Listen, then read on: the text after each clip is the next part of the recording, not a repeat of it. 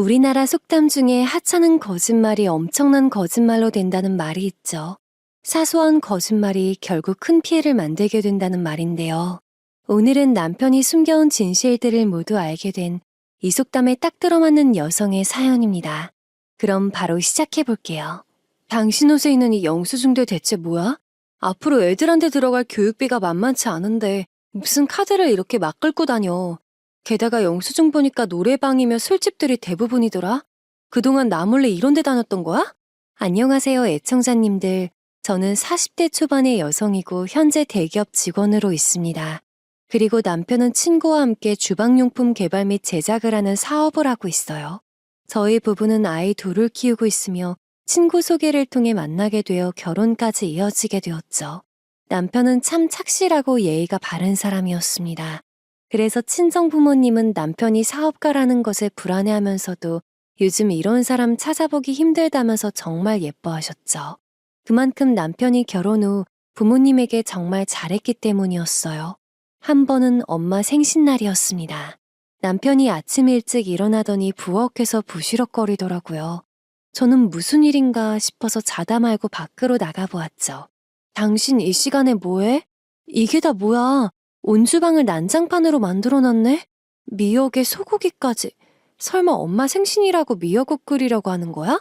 그럼 하나뿐인 사위가 장모님 생신이신데 미역국 기가 막히게 끓여서 드려야지.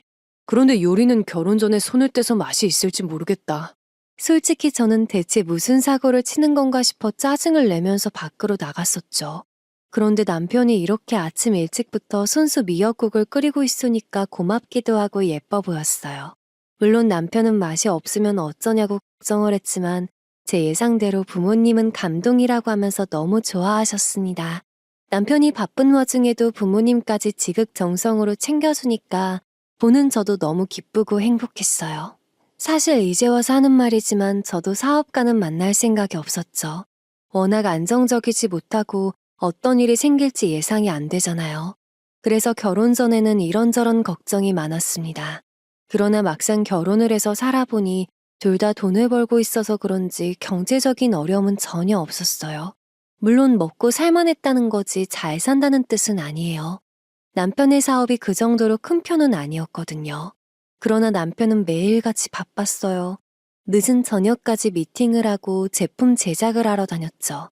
그럼에도 불구하고 식구들을 잘 챙기려고 노력을 하니까 결혼 하나는 잘했구나 생각했습니다.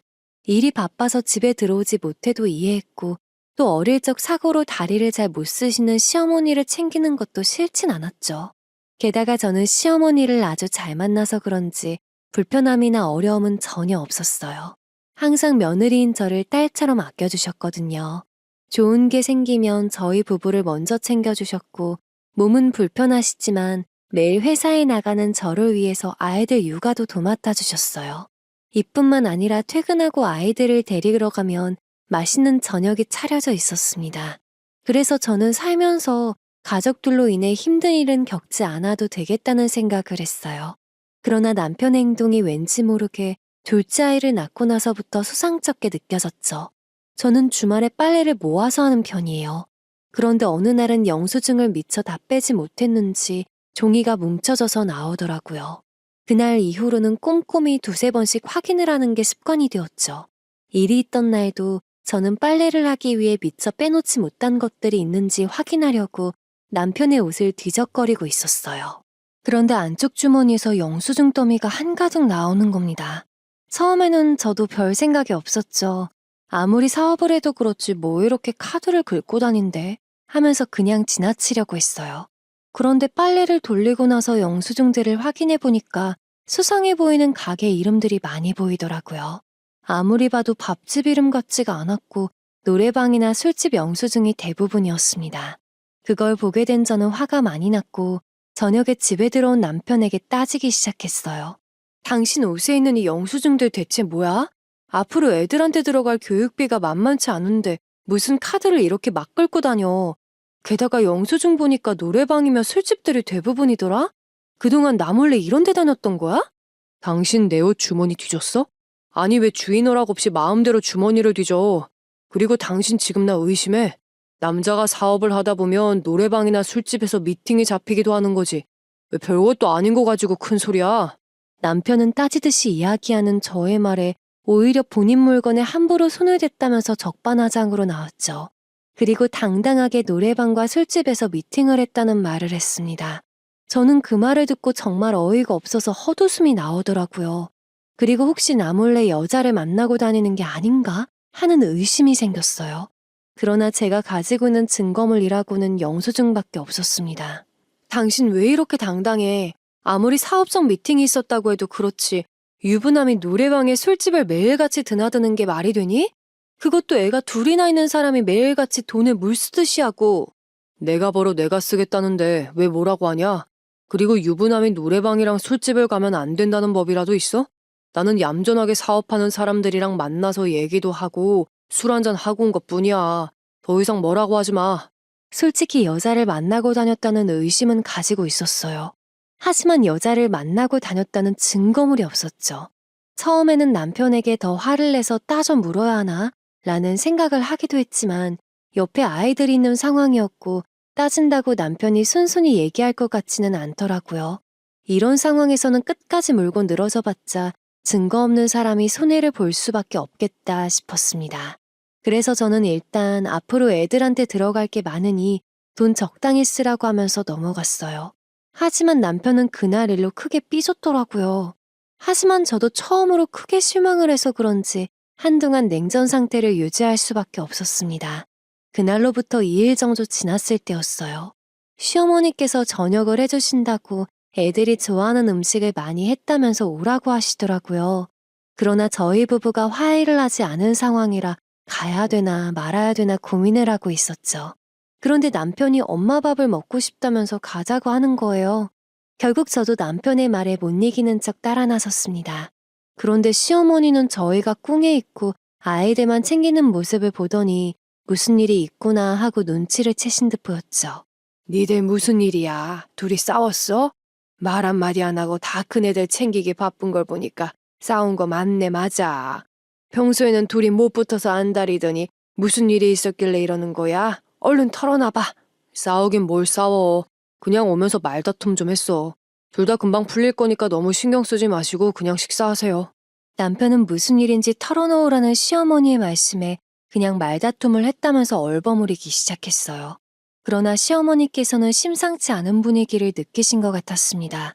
남편 말은 무시하고 저에게 무슨 일이냐 꼬칠꼬칠 캐물으시더라고요. 결국 저는 시어머니도 알고 계시는 게 나을 것 같아서 있는 그대로 말씀을 드리게 되었죠. 남편 주머니 속에 영수증을 봤는데 온통 술집에 노래방 결제 내역들로 가득했다면서요. 그러자 시어머니께서는 노발대발하시면서 남편을 크게 혼내셨습니다. 시어머니의 반응을 보면서 저도 약간 움찔할 수밖에 없었죠. 결혼을 하고 난 후 시어머니가 그렇게 크게 화내는 그 모습은 처음 봤거든요. 그게 무슨 소리야? 그럼 지금까지 아내 몰래 술집이랑 노래방이나 다니면서 놀았다는 거야?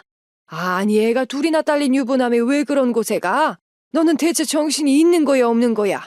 아니 나도 사업가인데 비즈니스를 하다 보면 그런 곳에 갈 수도 있지. 돈 벌려면 뭔들 못해. 그리고 내가 주도해서 갔던 게 아닌데 왜 이렇게 예민 반응이야?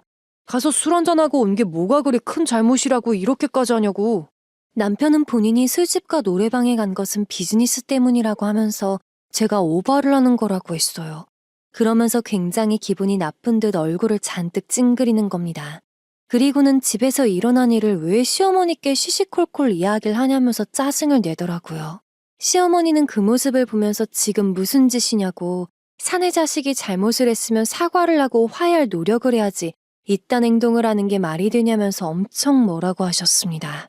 결국 남편은 평소 무서워하는 시어머니가 크게 화를 내자 마지못해 사과를 했어요. 저도 찜찜함은 약간 남아있긴 했지만 시어머니가 저렇게까지 화를 내시니 화해 시도를 하게 되었죠.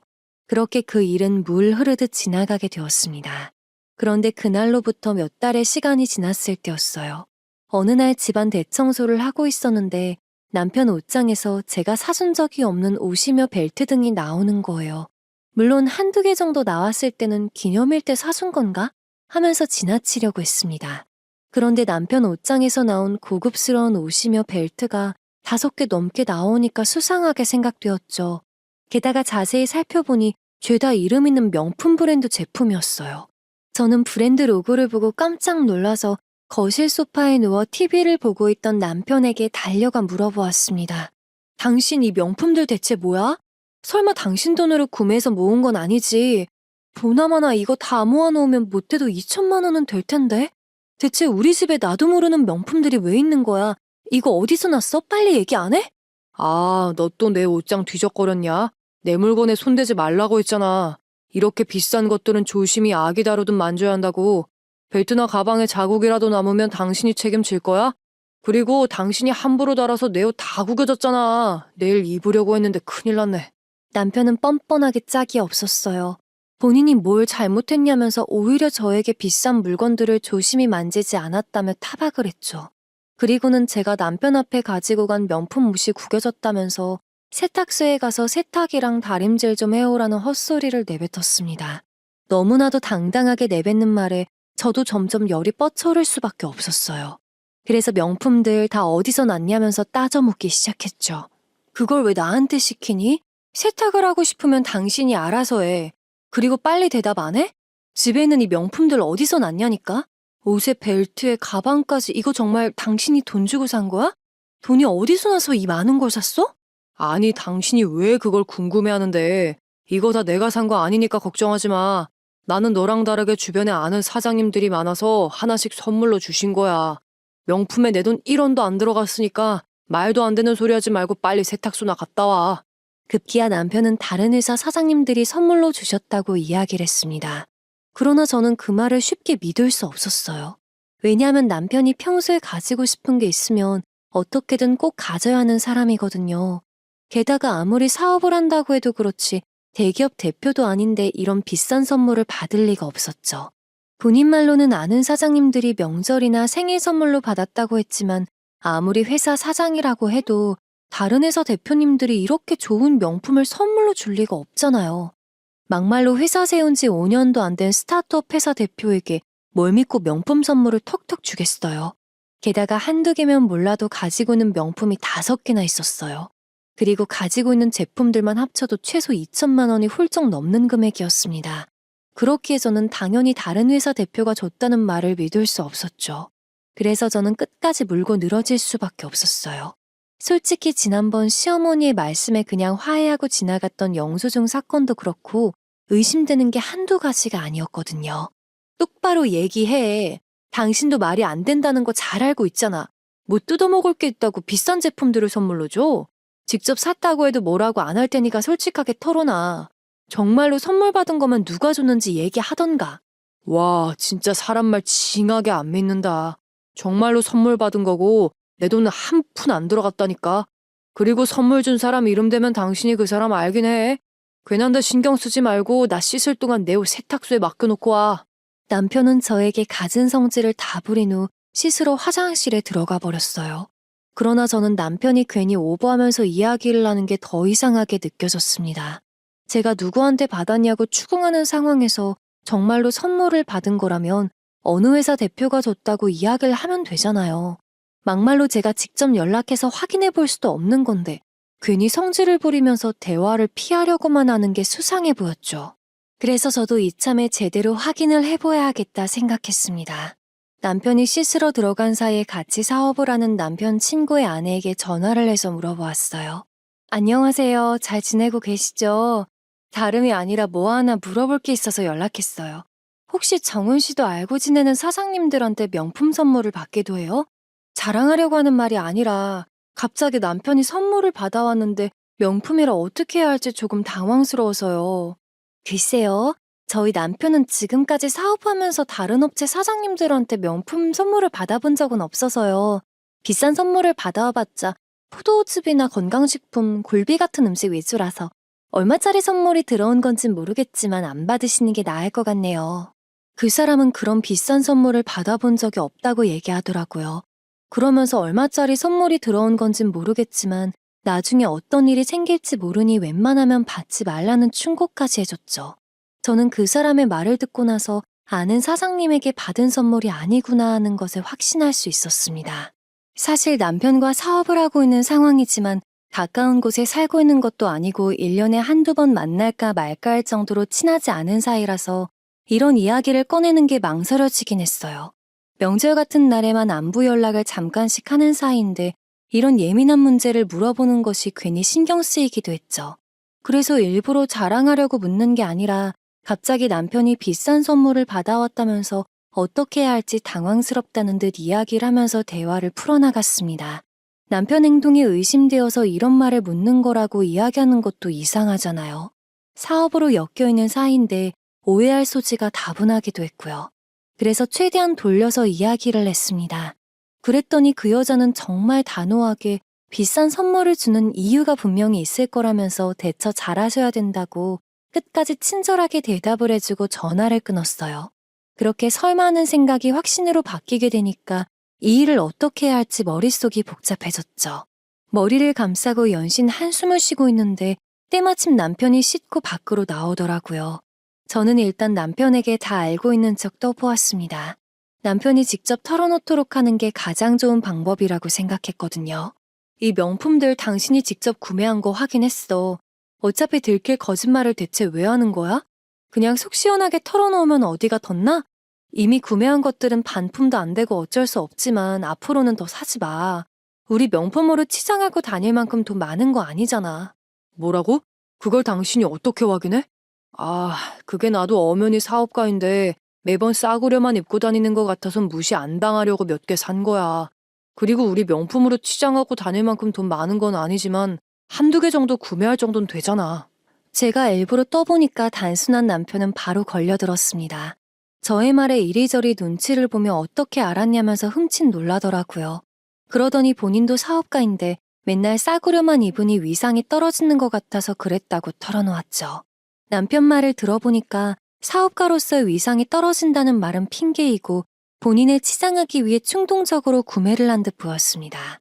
그래도 본인 입으로 거짓말했다고 털어놓으니까 그나마 다행이긴 했지만 앞으로 어떻게 해야 할지 막막함이 몰려왔죠.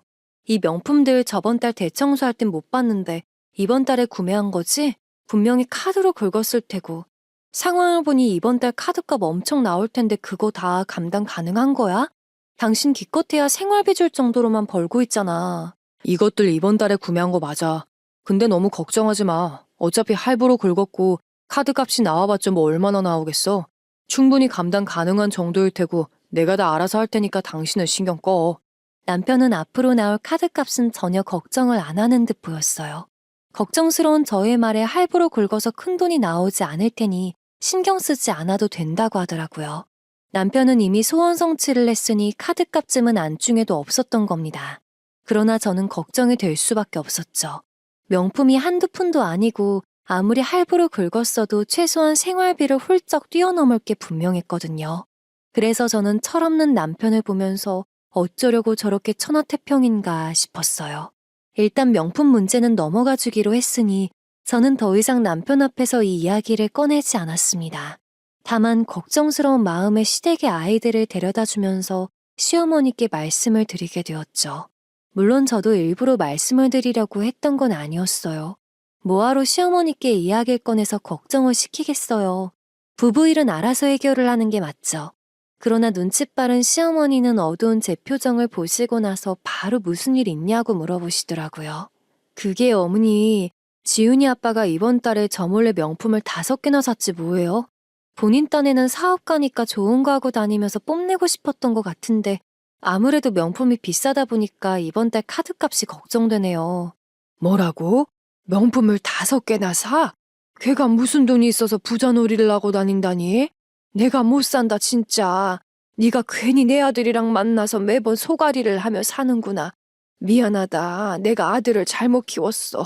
시어머니 말씀에 저는 너무 걱정하지 말라고 한 후 출근을 하기 위해 시댁을 나왔습니다. 사실 겉으로는 아무렇지 않은 척해도 걱정은 이만저만 아니었죠. 그래도 저희 집은 맞벌이를 하고 있으니 어떻게든 되겠지 생각했어요.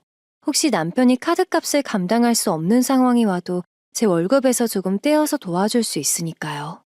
물론 남편이 거짓말을 밥 먹듯이 하면서 명품을 상의 없이 구매하는데 왜 같이 사냐고 하시는 분들도 있을 거예요. 당연히 저도 답답한 상황이 연속적으로 발생하니 남편과 헤어질 생각도 해봤습니다. 만약 아이들이 없었다면 앞뒤 가리지 않고 바로 이혼 서류부터 내밀었겠죠.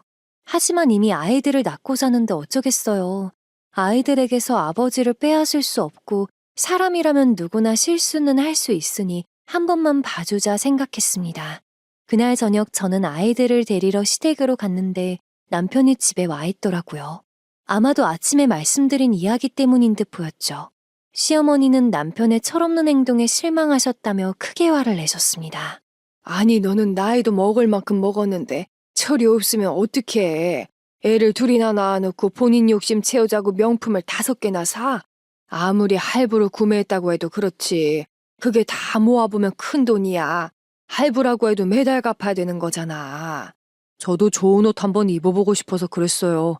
명색이 회사 대표인데 직원들보다 못한 옷 입고 다니고 다 퍼져가는 국산차 끌고 다니는 게 창피해서 명품 좀 사봤어요. 그래야 다른 사장들도 그렇고 직원들도 무시를 안 하니까. 시어머니가 크게 화를 내자 남편은 잔뜩 겁을 먹고 안절부절 못하면서 이야기를 이어나갔어요. 그래도 시어머니가 무섭기는 했던 건지 속에 품고 있던 얘기를 순순히 다 털어놓는 모습이었죠.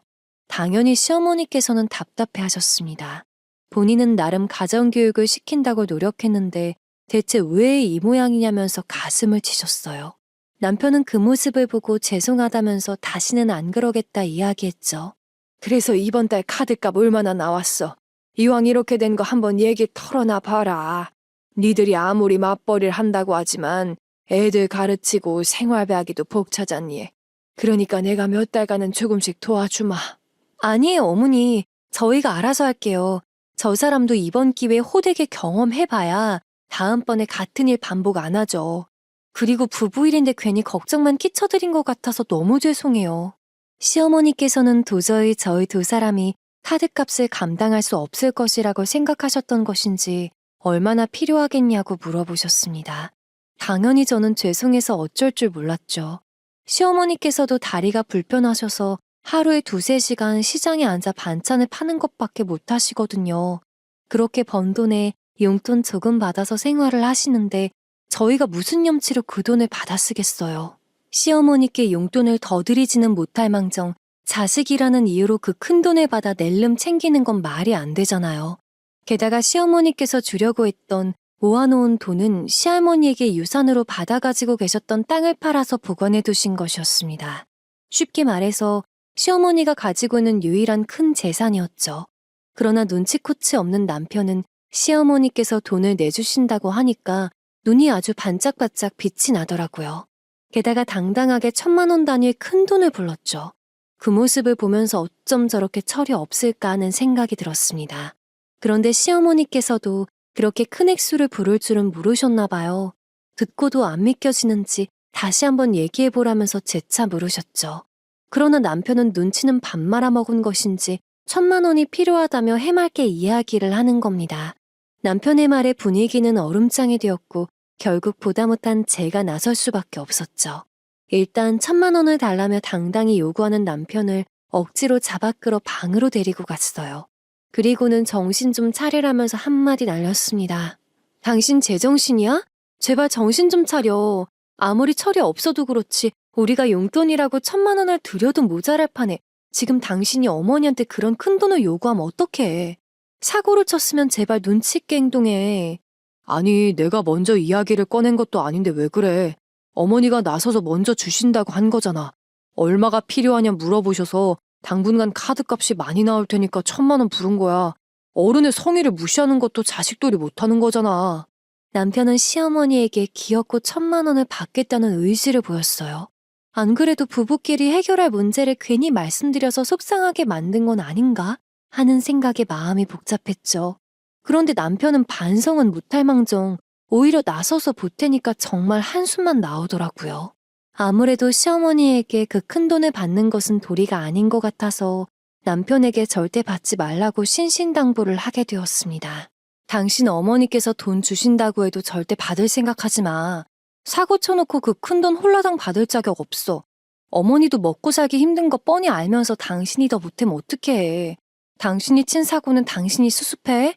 장모님한테 받는 것도 아니고 내 어머니한테 받겠다는데 당신이 왜 큰 소리를 쳐? 그리고 당신이 시시콜콜 일러 바치지 않았으면 내가 1,000만 원 얘기 꺼낼 필요도 없었어. 그러니까 더 이상 내 일에 신경 쓰지 마. 남편은 절대 돈 받을 생각하지 말라는 저의 말에 정색을 하고는 본인 일에 신경 쓰지 말라고 했어요. 어차피 본인 엄마에게 받는 돈이니 제가 그런 말을 꺼낼 자격이 없다면서요.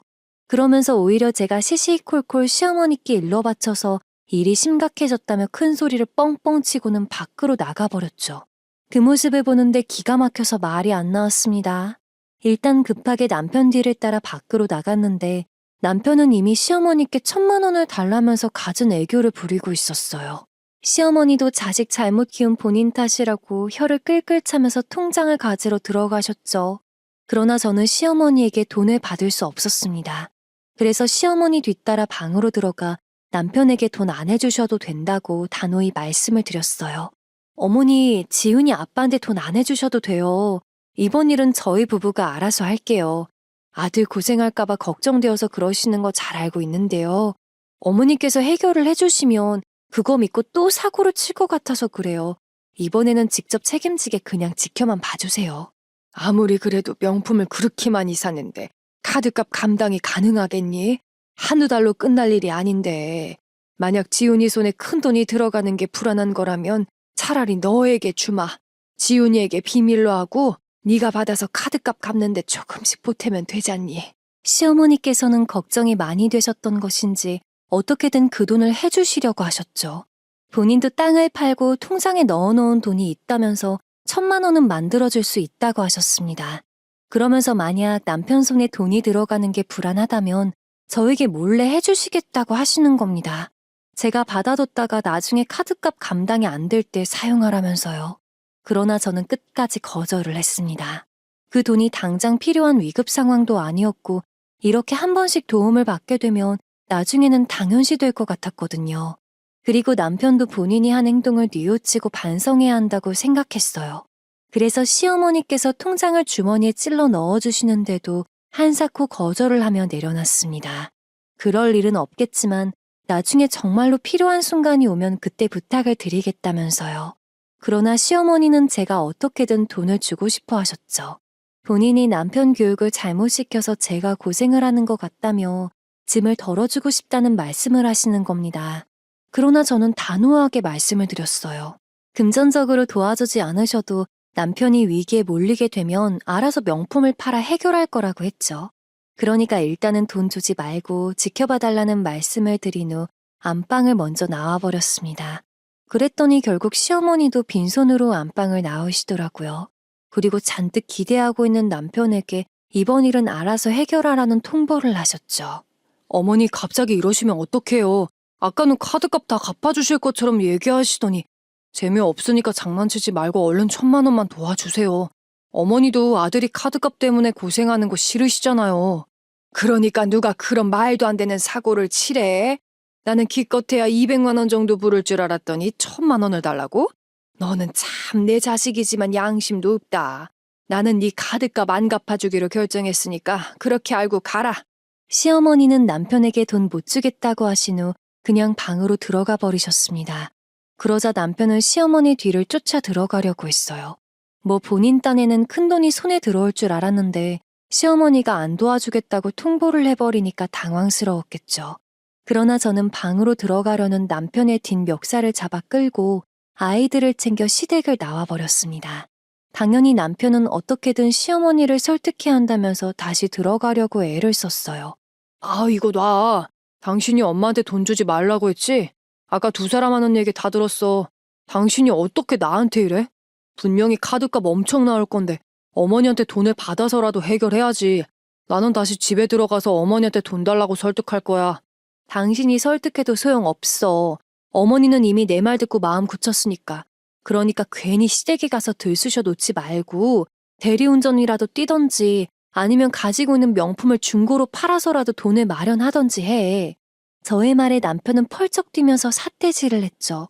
회사 대표가 어떻게 대리운전 같은 하찮은 일을 할 수 있겠냐는 게 이유였습니다. 하지만 저는 남편의 막무가내 행동에 눈 하나 깜짝하지 않았어요. 대리운전 일을 하기 싫으면 가지고 있는 명품들 중고가게에 팔아서라도 돈을 마련하라고 했죠. 어차피 구매하고 기간이 많이 지나지 않았으니 못해도 80% 정도는 중고가로 책정받을 수 있지 않겠냐면서요. 그러나 남편은 죽어도 명품은 팔지 못하겠다고 하더라고요. 그 말에 저는 카드값은 알아서 해결하면 된다고 한 후 아이들을 챙겨 먼저 집으로 돌아왔습니다. 당연히 남편도 뒤따라올 줄 알았는데 집에 돌아간 후 30분이 지났는데도 들어올 생각을 하지 않더라고요. 그래서 저는 친구들 불러 술 한잔하고 있겠거니 단순하게 생각하고 있었죠. 그런데 밤 11시가 다 된 늦은 시간에 엄마에게서 전화 한 통이 왔습니다. 이서방이 지금 집에 와서 네 아버지랑 싸우고 있는데 상황이 심각해. 그러니까 너 지금 집에 좀 와서 네 남편 데리고 가라. 에휴, 한밤중에 이게 대체 뭐 하는 짓인지. 엄마 지금 그게 무슨 소리야? 이서방이 집에 가 있단 얘기야? 아니, 그건 그렇고 갑자기 거기 가서 왜 아버지랑 싸우는 건데? 평소에 보면 두 사람 쿵짝이 잘 맞던데. 엄마는 한숨을 크게 쉬더니 전화로 할 얘기는 아니니까 애들 재웠으면 얼른 집으로 오라고 하셨어요. 저는 너무 황당했지만 10분 거리에 위치한 집으로 달려가게 되었죠. 집에 도착해보니까 전화에서 들었던 것처럼 아버지는 집이 떠나가라 소리를 치고 계셨습니다. 그리고 남편은 술에 취한 상태였고 눈에 뵈는 게 없었는지 온갖 진상짓을 다 하고 있더라고요. 저는 집에 도착하자마자 두 사람을 말리기 시작했죠. 오밤중에 이게 대체 무슨 짓인지 어이가 없었지만 일단 뜯어 말렸습니다. 그렇게 약 10분 정도의 시간이 흘렀고 집안은 조용해질 수 있었어요. 저는 남편에게 이게 무슨 짓이냐고 크게 화를 냈죠. 그러나 남편은 술이 덜 깼는지 횡설수설하더라고요. 결국 저는 부모님께 이게 무슨 일이냐고 여쭤보아야 했습니다. 아니, 이서방이 집에 갑자기 찾아와서 사돈 대신에 1,000만 원을 내놓으라는 거야. 손에 큰 돈이 들어올 수 있었는데 네가 끼어드는 바람에 다 망쳤다면서. 그래서 황당하면 이게 대체 무슨 소리냐고 했더니 나한테 딸 잘못 키웠단 소리를 하더라. 네? 그게 무슨 말씀이세요? 이 사람이 정말로 아버지한테 딸 잘못 키웠단 소리를 했어요? 죄송해요, 아버지. 사실 이 사람이 저랑 상의도 없이 명품을 5개나 구매해서 카드값 문제로 시댁에서 한바탕 했거든요. 부모님께서는 저의 말에 황당함을 감추지 못하면서 대체 그건 또 무슨 소리냐고 물으셨어요. 그래서 결국 그동안 있었던 일을 말씀드릴 수밖에 없었죠. 당연히 부모님은 노발대발하셨습니다. 어떻게 애들 아빠가 카드값 무서운 줄 모르고 돈을 물 흐르듯 쓸 수 있냐면서요. 아버지가 집안이 울리도록 화를 내기 시작하니까 남편은 그 소리에 술이 깬 듯 보였죠. 안절부절 못하더라고요. 아버지는 겨우 술에서 깬 남편에게 이런 식으로 저를 힘들게 만들 거라면 그냥 이혼하고 마음대로 하면서 살라는 말씀을 하셨습니다. 그러면서 저에게도 이혼 도장 찍을 거 아니면 앞으로 집에 오지 말라는 말씀을 하시는 거예요. 살면서 아버지가 저렇게까지 화를 내시는 모습을 처음 봤기 때문에 저로서는 정말 당황스러웠죠. 마찬가지로 남편은 아차 싶었던 것인지 곧장 무릎을 꿇고 석고대죄를 하더라고요. 그러나 아버지의 화는 풀리지 않았습니다. 어디 장이 무서운 줄 모르고 처갓집에 찾아와 진상짓을 하나. 그리고 그 정도 나이 먹었으면 철도 들고 돈 무서운 줄도 알아야지. 자네가 하는 잘못된 행동에 내 딸과 손주들 인생도 말아먹을 수 있는 건데 내가 뭘 믿고 자네와 같이 살게 내버려 두겠나. 그래, 맞아. 그동안 이서방 성실하고 예쁜 집 많이 해서 여기저기 자랑하고 다녔는데 정말 실망일세. 이런 큰 사고를 치고도 감히 처갓집에 와서 1,000만 원을 달라고 요구를 해? 어떻게 한 집의 가장이 본인 욕심 채우자고 명품을 사재킬 수 있나? 부모님은 남편에게 정말 크게 화를 내셨어요. 엄마도 계속 이런 식으로 막 살 거라면 그냥 깔끔하게 이혼하라는 말씀을 내뱉으셨죠. 그러자 남편은 이혼만큼은 하기 싫었던 것인지 앞으로 본인이 잘하겠다며 싹싹 빌었습니다. 그러나 부모님께서는 저희 둘은 그대로 밖에 내쫓으셨어요. 그렇게 저희 부부는 친정을 나와 집으로 다시 돌아가게 되었죠. 저는 남편이 부모님에게 호되게 혼이 났으니 이제 좀 제대로 반성을 했겠지라고 생각했었습니다. 그러나 술이 덜 깬 것인지 아니면 정신을 못 차린 것인지는 몰라도 집에 들어가자마자 태도가 완전히 바뀌더라고요. 아, 갑자기 골치 아파졌네. 고작 1,000만 원 가지고 치사하게들 나오시네. 당신 내일 처갓집에 가서 나 많이 반성하고 있다 말씀드리고 마음 좀 풀어드려. 괜히 내가 가면 또 이혼 소리밖에 안 나오니까. 이제는 하다 나한테 거짓말을 시키는 거야? 당신 반성 손톱만큼도 안 하고 있잖아. 그리고 그런 말을 할 거면 직접 하지 왜 나한테 시키는데? 그리고 사고 쳐놓고 뭐가 이렇게 당당해? 남편은 저에게 대신 집에 가서 부모님 마음을 풀어주라고 했어요. 그러면서 많이 반성하고 있다는 거짓말을 하라고 시키는 겁니다. 당연히 누구보다 당당한 그 말에 어이가 없어서 헛웃음이 나왔죠. 저는 도저히 참고 있을 수가 없어서 남편의 말을 하나하나 따지고 들었어요. 그리고는 부모님께 용서받지 못한다면 저도 앞뒤 가리지 않고 바로 이혼소송을 할 거라고 엄포를 놓았죠. 그랬더니 남편은 본인 마음에 드는 게 하나도 없다면서 문을 뻥 차고 나가더라고요. 저는 대체 왜 저러는 것인지 이해가 되질 않았습니다. 본인의 잘못을 인정하고 용서를 구한 후 대책을 세워야 하는 게 맞는데 자꾸 가족들에게 기대려고만 하고 요리조리 피해 다니기만 하잖아요. 그 모습을 보면서 저는 한숨부터 나왔고 부모님 말씀대로 이혼을 진지하게 생각을 할 수밖에 없었죠. 물론 아이들이 마음에 걸리기는 했습니다. 아직 어린데 이혼을 하게 되면 한부모 가정에서 자라야 할 테고 아무리 신경을 써서 잘해준다고 하더라도 안정적인 가정에서 사는 게 불가능할 테니까요. 하지만 그렇다고 해서 남편이 저런 식으로 나오는데 제가 참을 이유는 없었죠. 그래서 저는 고민 끝에 남편과 이혼을 하기로 마음먹게 되었습니다. 다음 날이 찾아오자 저는 점심시간에 밖으로 나가 이혼 서류를 준비해 놓았어요. 그리고 퇴근 후 집에 돌아와 하나하나 작성해 놓은 후 도장까지 찍어 놓았죠. 그날 저는 남편이 들어오는 대로 이혼 서류를 건네고 도장을 찍으라고 할 계획이었습니다.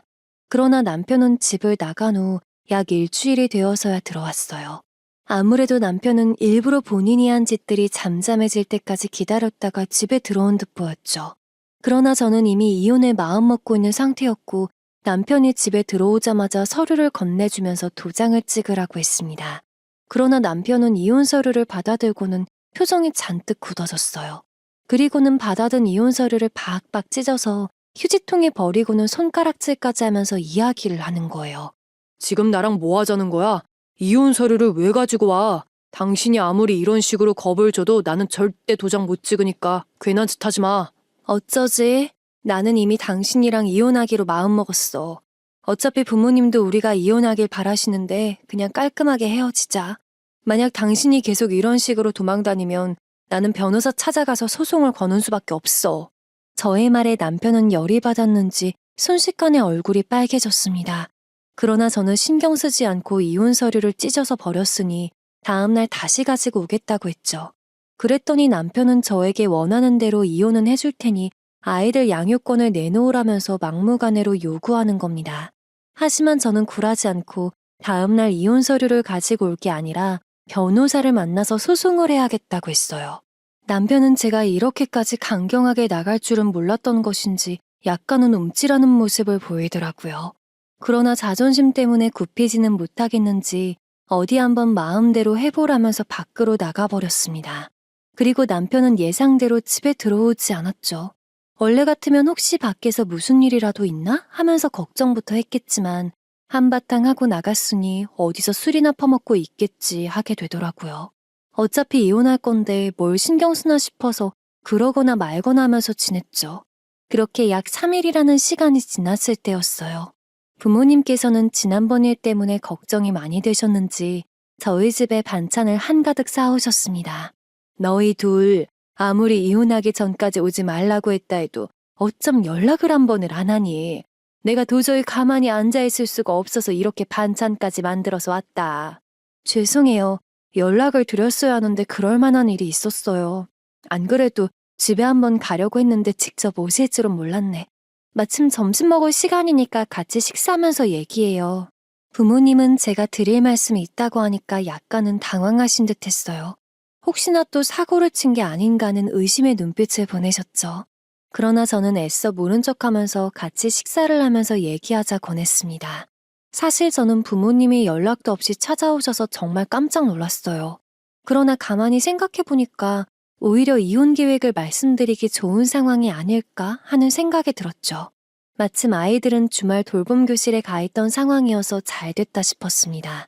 그래서 엄마랑 같이 비빔국수 맛있게 말아서 함께 식탁에 둘러앉게 되었죠.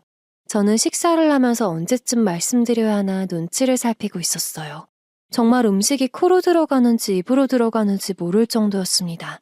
그런데 그때쯤 집초인종이 울렸어요. 저는 올 사람이 없는데 누구지? 하면서 인터폰 화면을 보게 되었는데 모르는 사람들이 서 있었죠. 그래서 누구시냐고 물었더니 남편 이름을 이야기하면서 잠시 볼 일이 있어서 왔다고 하더라고요. 집에 혼자 있었으면 문을 안 열었을 텐데 집에 부모님도 계시고 하니까 별 생각 없이 문을 열었습니다. 그런데 한눈에 봐도 껄렁껄렁한 남자들이 여럿 있었어요. 인터폰으로는 얼굴밖에 안 보이니까 이런 행색을 하고 있는 사람들인지 잘 몰랐는데 그 남자들의 모습을 보고 굉장히 당황할 수밖에 없었죠. 누가 봐도 돈 빌려주고 받으러 다니는 사채업자처럼 보였거든요.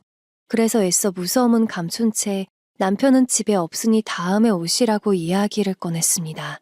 저 무슨 일 때문에 집까지 찾아오셨는지 모르겠는데 지금 남편이 집에 없어서요.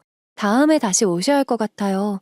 혹시 급한 볼일이 있으신 거면 직접 남편한테 전화를 해보시는 게 나을 것 같네요. 내가 여기 온다고 한참 동안 차를 탔는데 다음에 오라고? 그렇게는 못하지. 네 남편은 어디로 숨었어? 사업 자금이 급하게 필요하다고 해서 내 피 같은 돈 빌려줬더니 이자도 계속 밀리고 원금 갚을 생각을 안 하네. 사채업자들은 남편이 사업자금으로 1억이 필요하다고 해서 빌려줬다고 했어요. 그러면서 이자도 밀리고 원금 갚을 생각도 안 한다면서 저에게 대신 갚던가 아니면 남편을 불러오라고 했죠. 저는 갑작스러운 상황에 크게 당황할 수밖에 없었습니다. 그 사람들이 동네가 떠나가라 소란을 피우면서 돈을 내놓으라고 하니까 부모님께서도 무슨 일이냐면서 현관으로 나오셨어요. 아니 다짜고짜 찾아와서 돈을 달라고 하시면 어쩝니까? 아무리 이자가 밀렸다고 한들 당사자랑 얘기를 하셔야지. 왜 아무 관련 없는 제 딸을 붙잡고 소란을 피우세요? 당신 딸이 아내잖아.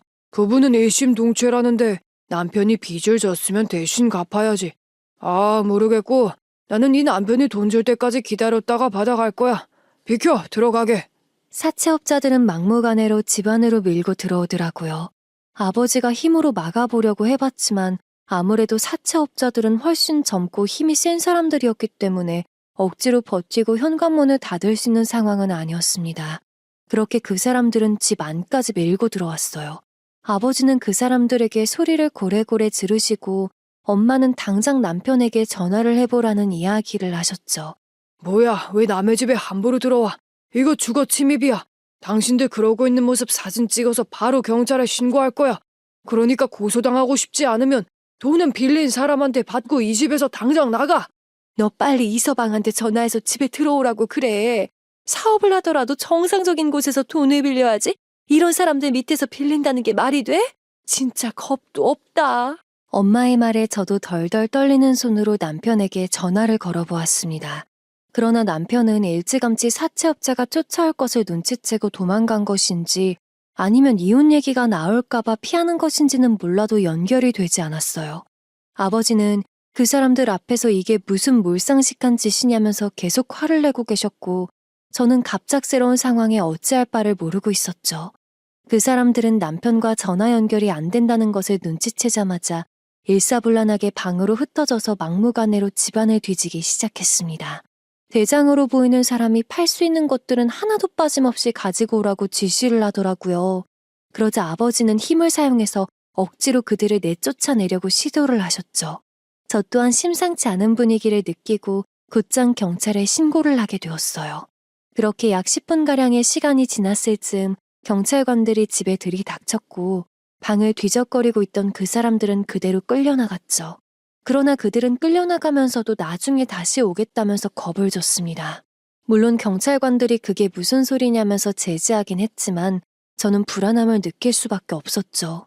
그렇게 그 사람들은 끌려나갔고 부모님께서는 이게 대체 무슨 일이냐면서 노발대발하셨어요. 너 이서방이 저 사람들한테 돈 빌린 거 알고 있었어? 아니 대체 철이 얼마나 없으면 저런 사람들한테 그 큰 돈을 빌릴 수 있는 거야. 그래놓고 명품을 5개나 사고 카드값이 없다면서 집에 쫓아온 거잖아. 너 잔말 말고 이서방이랑 이혼할 준비해라. 어떻게 나의 돈 먹을 만큼 먹은 사람이 일을 저지르고 다녀. 나는 네가 이런 고생하는 거 원치 않는다. 그러니까 합의를 해서 하든지 소송을 하든지 정리해. 부모님께서는 이혼을 원하셨습니다. 명품을 합의도 없이 구매한 것도 기가 막힐 노릇인데 사채를 쓰는 게 말이 되냐면서 이건 무조건 이혼감이라고 하셨어요. 애초에 저도 이혼을 생각하고 있었기에 부모님께 사실대로 털어놓았죠. 현재 이혼 생각하고 있는 상황이고 아마도 소송을 해야 할 것 같다고요. 그랬더니 부모님은 잘 결정했다고 말씀하셨습니다. 그러면서 혹시나 사채업자들이 또 찾아올 수도 있고 남편이 집에 들어오면 한마디 해야겠으니 기다렸다 가겠다고 하셨죠. 그러나 남편은 집에 들어올지 안 들어올지 알 수 없는 상황이었어요. 지훈이 아빠 몇 시에 들어올지 몰라요. 만약 오늘 사채업자들이 찾아온 것을 알고 있다면 아예 안 들어올 가능성도 있어요.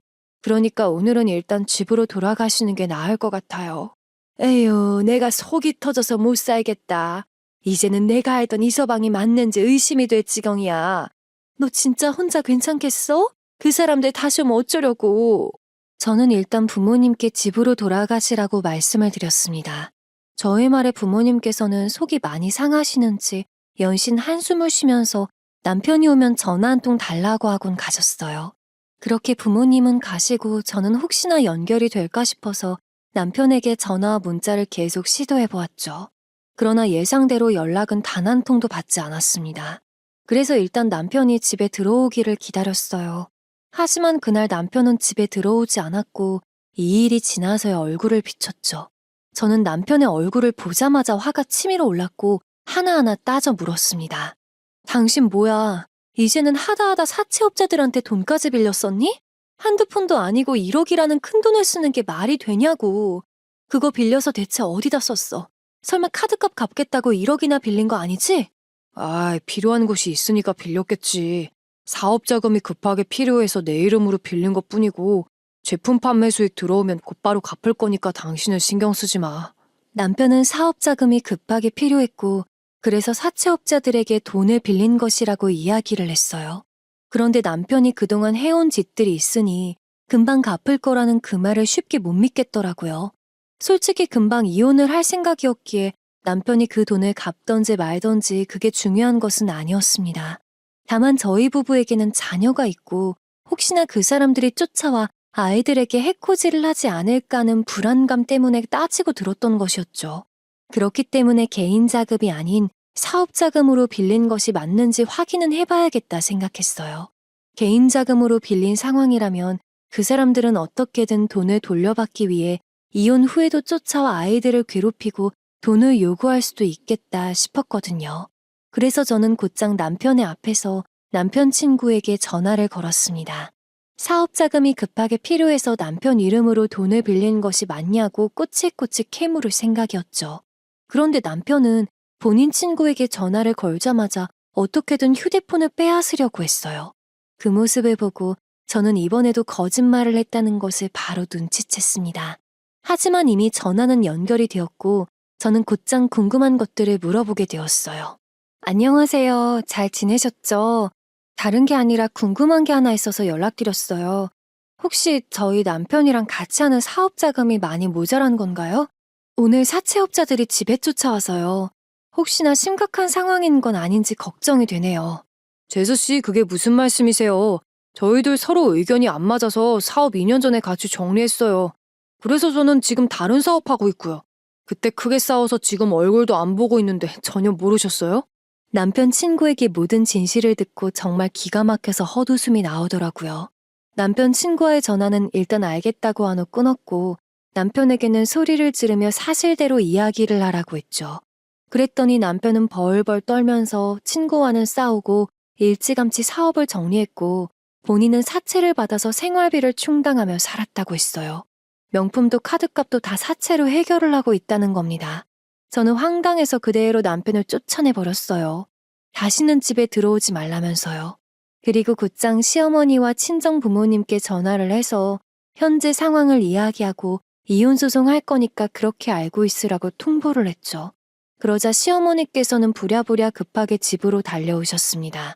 미안하다. 내가 아들을 잘못 키웠어. 네가 많이 힘들 거라는 거 잘 알고 있고 이런 말 하는 것도 염치가 없는데 한 번만 용서해주면 안 될까? 내가 이번에는 확실히 교육시킬게. 만약 이런 일이 있으면 그때는 내가 나서서 이혼시킬 테니까 한 번만 용서해줘. 어머니, 이걸 어떻게 용서하고 넘어가요? 매일 같이 밥 먹듯 거짓말하는 것도 진절머리가 나서 그렇게 못할 것 같아요. 예정대로 이혼소송 할 거고 아이들 양육권은 제가 가지고 갈 겁니다. 저는 시어머니에게 확실하게 저의 뜻을 이야기했습니다. 결국 시어머니는 힘없이 집으로 돌아가셨고 저는 다음 날이 되자마자 바로 변호사 사무실에 들러 이혼소장을 작성해 보냈죠. 그렇게 며칠이 지나게 되었어요. 일을 끝내고 친정에 있던 아이들과 함께 집에 도착해 들어가려는데 어떤 여자가 앞에 와 있더라고요. 처음 보는 사람이었기에 또 다른 빚쟁이인가 싶어서 일단 아이들은 집안에 들여보내고 누구시냐고 물었습니다. 그런데 알고 보니 그 여자도 남편한테 돈을 뜯긴 빚쟁이였더라고요. 게다가 남편이랑 만났던 젊은 술집 여자였죠. 이제는 뭐 놀랍지도 않았습니다. 하도 많은 일을 겪다 보니 사람 심리가 여자 문제 정도야 하면서 웃어넘기게 되더라고요. 그 여자의 말을 들어보니 남편이 더 이상 대출이 안 되니까 본인이 술집에서 번 돈을 빌려줬다고 했죠. 그런데 어느 순간부터 남편이 전화도 일체 안 받고 돈을 갚을 생각도 안 해서 찾아오게 되었다고 하는 겁니다. 저는 정말 남편이 대단하다 싶었어요. 은행에서 대출이 안 될 정도면 가지고 있는 빚이 어마어마하거나 신용이 바닥이라는 말이잖아요. 물론 그렇기 때문에 사채까지 빌렸겠지만요. 그 여자는 저에게 대신 돈을 갚아달라고 했습니다. 그러나 저는 단호하게 대처했죠. 빌린 돈은 당사자한테 받으세요. 저는 그 남자랑 곧 이혼할 사람이고 지금 소송 중이에요. 남편을 잡아서 돈을 뜯어내던지 아니면 고소를 하던지 알아서 하시고 집에 애들도 있는데 그만 가주시겠어요? 이혼 소송 중인 거지 아직 이혼하신 거 아니잖아요. 아직까지 법적으로 부부인 건데 대신 돈 좀 갚아주세요. 저 진짜 급해서 그래요. 그 여자는 아직 이혼이 받아들여진 것이 아니니 제가 대신 돈을 갚으라며 막무가내로 떼를 쓰기 시작했습니다. 그러나 저는 유부남 만남 당신이 뭐가 당당해서 내 앞에 얼굴을 들이미냐고 하고는 그냥 집으로 들어가 버렸죠. 그러자 그 여자는 초인종 몇 번을 울리더니 결국 남편이 집에 오면 본인한테 연락 한 통만 달라고 번호를 남겨놓고 그냥 돌아간 듯 보였습니다. 그렇게 2주 정도의 시간이 지났을 때였어요. 상간녀가 결국 경찰에 신고를 한 것인지 남편이 잡혔다는 소식을 들었죠. 그 덕분에 남편 경찰 조사 내용에 상간녀의 돈을 뜯었다는 진술이 담기게 되었고 저는 그 점을 활용해서 변호사 사무실에 찾아가 상간녀 소송도 함께 걸었습니다. 결국 본인 발등 본인이 찍은 그 여자는 찾아와서 한 번만 용서해달라고 고소 취하해달라며 빌었지만 저는 끝까지 무시했어요. 덕분에 저는 이혼 소송을 통해서 양육권도 가지고 올 수 있었고 위자료에 재산 분할까지 받게 되었습니다. 그리고 추가로 상간녀 소송을 통해서 위자료를 받을 수 있었죠. 그리고 남편은 결국 옥에 들어가게 되었어요. 나중에 소식을 들어보니까 남편이 경찰에 잡힌 것을 알고 사채업자들까지 같이 죽자 하면서 추가로 고소를 했대요.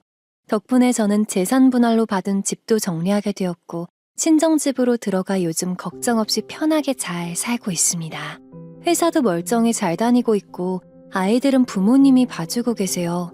처음에는 아이들이 아버지를 가끔씩 찾으니까 걱정이 이만저만 아니었지만 시간이 약이라는 말이 있듯이 아이들도 금방 적응을 하더라고요. 이번 일로 마음고생을 크게 했으니 앞으로 저희 가족에게는 웃음꽃 피우는 좋은 해만 생겼으면 좋겠네요. 여러분의 가정에도 항상 행복과 웃음이 가득했으면 좋겠습니다. 혹시 기막힌 사연을 더 듣고 싶으시다면 지금 바로 구독과 좋아요, 알람 설정까지 부탁드립니다.